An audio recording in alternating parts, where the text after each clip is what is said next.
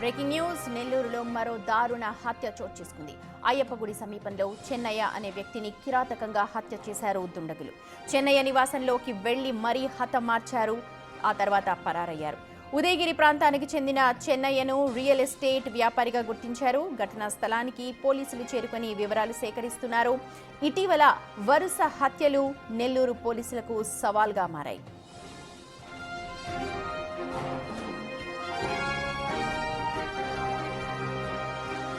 వరుస హత్యల నేపథ్యంలో రౌడీ షీటర్ల కదలికలపై ప్రత్యేక నిఘా పెట్టారు పోలీసులు. అయితే కొందరు రౌడీ షీటర్లు మాత్రం జైలుకెళ్లడం, 2-3 నెలల్లో తిరిగి రావడం అలవాటుగా మార్చేసుకున్నారు.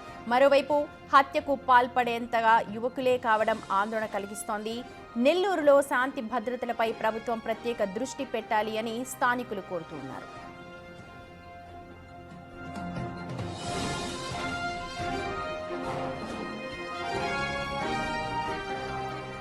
రైట్, మా ప్రతినిధి సురేందర్ ఉన్నారు అప్డేట్స్ అందించడానికి. సురేందర్, నెల్లూరులో వరుస ఘటనలు జరుగుతూ ఉన్నాయి. శాంతి భద్రతలపై ప్రభుత్వం దృష్టి పెట్టాలి అని ప్రజలు కోరుతూ ఉన్నారు. పోలీసులు ఎటువంటి చర్యలు చేపట్టే అవకాశం ఉంది? అలాగే చెన్నయ్య కేసుకు సంబంధించి ఏమైనా క్లూస్ దొరికాయా?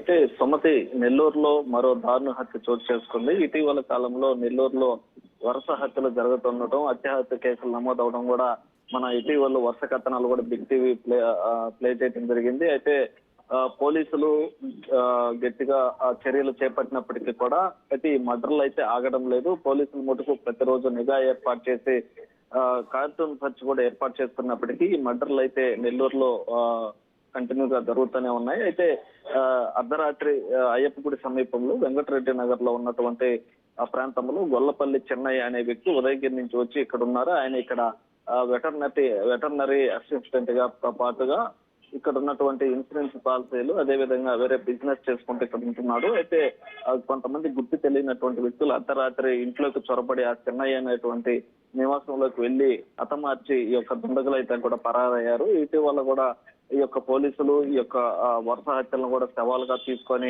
పోలీసులు అయితే ఉన్నప్పటికీ ఈ మర్డర్లు అయితే యథావిధిగా అయితే కొనసాగుతూనే ఉన్నాయి. అయితే చెన్నై ఈ యొక్క ఉదయగిరి ప్రాంతానికి చెందినటువంటి క్లూస్ ఏమైనా సంపాదించారా, ఎవరు ఏంటి అన్నది? ఎందుకంటే ఈ మధ్య కాలంలో ఎవరైతే హత్యకు పాల్పడుతున్నారో వాళ్ళందరూ కూడా యువకులే అంటున్నారు. ఈయన వేరే వ్యాపారంతో పాటు ఎంప్లాయీ కూడా. సో ఏ నేపథ్యంలో హత్య జరిగి ఉండొచ్చు అని ప్రాథమికంగా ఒక అంచనాకు వస్తున్నారు పోలీసులు, ఏమైనా తెలుస్తోందా?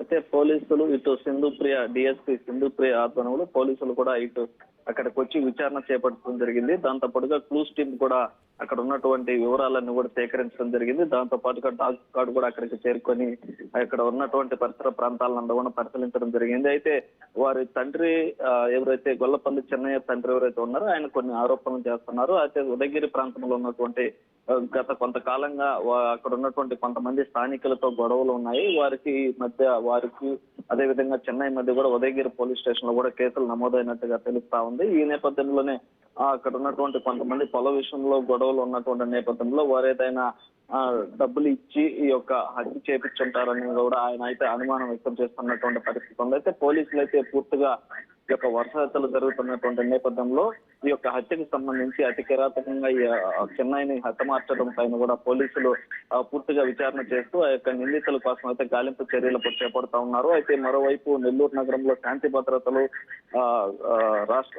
శాంతి భద్రతలపైన రాష్ట్ర ప్రభుత్వం ప్రత్యేక దృష్టి పెట్టాలని కూడా ప్రజలైతే కోరుకుంటున్నారు.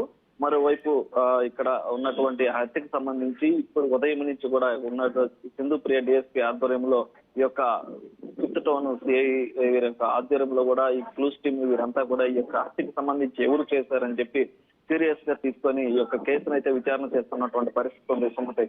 Right Surendra, thank you. Chennaiah కేసు వ్యవహారానికి సంబంధించి క్లూస్ టీమ్ అక్కడికి చేరుకుంది. అయితే ఎవరు హత్య చేశారు అన్న దానిపైన ఇంకా దర్యాప్తు కొనసాగిస్తున్నారు పోలీసులు.